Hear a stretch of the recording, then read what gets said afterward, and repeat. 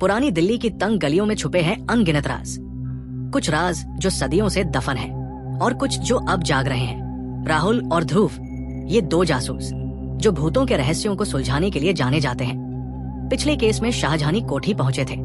वहां एक भूतिया आत्मा से मुलाकात हुई, नवाब मीर हसन अली की आत्मा, जो अपनी हत्या का बदला चाहती थी।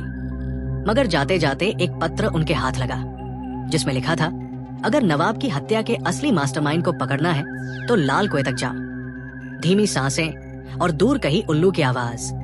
राहुल फुसफुसाते हुए, ध्रुव, यही है वो लाल कुआं। पता नहीं क्यों इसके पास आते ही अजीब सा एहसास हो रहा है। ध्रुव गंभीर स्वर में, हवा भी यहाँ कुछ ज्यादा ठंडी लग रही है, जैसे कोई हमें देख रहा हो। राहुल, धीरे से, तुम्हें भी लग रहा है कि कोई हमारे पीछे है? ध्रुव चारों ओर देखते हुए, शायद, या ये सब सिर्फ हमारा भ्रम भी हो सकता है। चलो और नजदीक चलते हैं। जैसे ही दोनों कुएं की ओर बढ़ते हैं, हवा की सरसराहट तेज हो जाती है। कुएं से आती रहस्यमयी सरसराहट। राहुल चौंकते हुए, तुमने सुना? कोई आवाज आई कुएं से, धीमी डरावनी फुसफुसाहट, मुझे बचाओ, मुझे बचाओ। ध्रुव सख्त लहजे में, राहुल, टॉर्च का उजाला कुएं में डालो।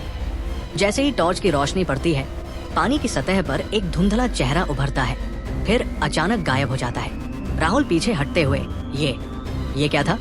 क्या हमने किसी आत्मा को देख लिया?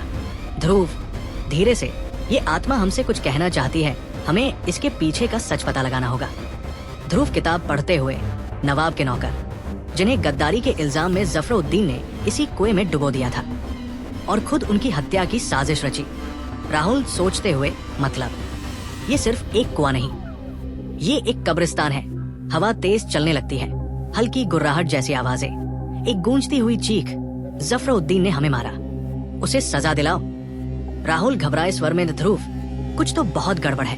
ध्रुव गहरी सांस लेते हुए, हम यहाँ अकेले नहीं हैं, कोई हमें देख रहा है। पैरों की आहट, कब्रिस्तान का माहौल। ध्रुव हैरानी से, राहुल, यहाँ लिखा है कि जफरुद्दीन की कब्र यही है, लेकिन कब्र तो खाली है। राहुल गंभीर स्वर में, क्या जफरुद्दीन अब भी जिंदा है या उसकी आत्मा अब भी भटक रही है? अचानक एक परछाई तेजी से भागती है, पत्तों की सरसराहट। राहुल फुसफुसाते हुए, तुमने देखा? कोई भागा अभी। ध्रुव तेजी से, पीछा करो, हमें सच का पता लगाना ही होगा। भारी पत्थर खिसकाने की आवाज, गुप्त तहखाने का दरवाजा खुलता है। ध्रुव हैरानी से, ये तहखाना जफरुद्दीन के मकबरे के नीचे। राहुल कड़वी सच्चाई समझते हुए, यहाँ कुछ छुपा है, कुछ ऐसा जो सदियों से बाहर आने का इंतजार कर रहा है। पढ़ते हुए, जफरुद्दीन की डायरी, इसमें सारी सच्चाई लिखी है। चारों ओर से हवा का झोंका। ध्रुव जोर से, राहुल, हमें यहाँ से निकलना होगा। डायरी के पन्ने फड़फड़ाते हैं, एक चौंकाने वाली सच्चाई सामने आती है। राहुल चौंकते हुए, ध्रुव, जफरुद्दीन ने अपनी मौत का नाटक किया था, वो अब भी जिंदा हो सकता है। धीमी रहस्यमयी ध्वनि। राहुल और ध्रुव रस्सी के सहारे कुएं में उतरते हैं। चारों ओर घना अंधेरा है, पानी से हलचल की आवाज आती है। राहुल फुसफुसाते हुए, ध्रुव, मुझे कुछ अजीब लग रहा है, यहाँ कुछ तो जरूर है। ध्रुव संजीदगी से, ध्यान से रहो, हम नहीं जानते कि यहाँ क्या छुपा है। राहुल टॉर्च जलाता है और अचानक पानी के अंदर से एक सड़ागला चेहरा सामने आ जाता है। चेहरा तेजी से उनकी ओर बढ़ता है। राहुल घबराए स्वर में, ध्रुव, देखो, कोई हमारी ओर आ रहा है। ध्रुव जोर से, ऊपर चलो, जल्दी। आत्मा की जोरदार चीख गूंजती है, पूरा कुआं हिलने लगता है, पानी का रंग लाल हो जाता है। कुएं के तल में एक संदूक दिखता है।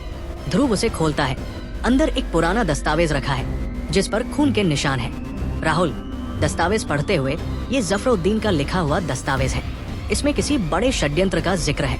ध्रुव ध्यान से देखते हुए, लगता है कि जफरुद्दीन नवाब को मारकर उसकी जगह लेना चाहता था, लेकिन क्या वो सच में मर चुका है? राहुल और ध्रुव किसी तरह रस्सी के सहारे ऊपर चढ़ते हैं, लेकिन जैसे ही वे कुएं के किनारे पहुंचते हैं, एक छाया मूर्ति उन पर झपटती है। भूतिया आवाज गूंजती हुई, तुम्हें यहाँ नहीं होना चाहिए था, अब तुम कभी वापस नहीं जा सकोगे। राहुल जोर से, ध्रुव, संभल के। ध्रुव अपने हाथ में रखा ताबीज निकालता है और जैसे ही वो छाया मूर्ति पर डालता है, वो चीखते हुए गायब हो जाती है। राहुल और ध्रुव हांफते हुए कुएं से दूर हटते हैं। दस्तावेज अब भी उनके हाथ में है। ध्रुव गंभीर स्वर में, ये दस्तावेज एक और जगह का जिक्र कर रहा है, काला महल। राहुल फुसफुसाते हुए, तो क्या अगला रहस्य वहाँ छुपा है? अगले एपिसोड में जारी। अगर आपको ये कहानी पसंद आई हो तो इसे लाइक करें, अपनी राय कमेंट में बताएं और हमारे चैनल को सब्सक्राइब करना ना भूलें।